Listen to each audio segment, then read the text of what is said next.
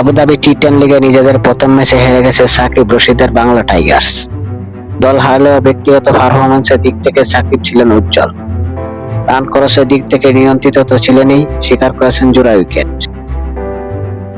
Stump আর্মির অধিনায়ক রোহান মোস্তফা টসে জিতে ফিল্ডিং এর সিদ্ধান্ত নেন। বাংলা টাইগার্সের হয়ে ইনিংস সূচনার দায়িত্ব পান হযরতুল্লাহ দাদাই ও লুকমান ফয়সাল। 7 বলে 5 রান করে লুকমান বিদায় নিলে ক্রিজে নামেন দাসন সানাকা। ওই স্টাম্প আর্মি নিয়ন্ত্রিত বোলিং এ জাজাই ও সানাকা ম্যাচের মেজাজ অনুযায়ী রান তুলতে ব্যর্থ হন। 8 ওভার শেষে দলীয় রান ছিল মাত্র 62। তখনও ক্রিজে তারা দুজন। সানাকা 9ম ওভার শুরু করেন জোড়া ছক্কা হাঁকিয়ে। 9 ওভার শেষে বোর্ডে জড়ো হয় 75 রান।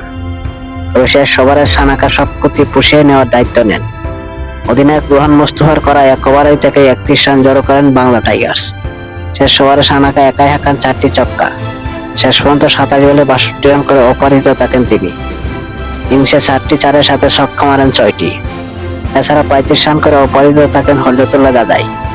এই দায়িত্ব 10 ওভারে 1 উইকেট হারিয়ে বাংলা টাইগার্সের সংগ্রহ দাঁড়ায় 106 রান। জবাব দিতে নেমে ফাফ ডু প্লেসিস 14 বলে 29 ও আন্দ্রে ব্রুসার 13 বলে 24 রানের উপর ভর করে 3 বলে 6 উইকেট হাতে রেখে নিশ্চিত হয়ে যায় স্টাম্প আর্মির জয়।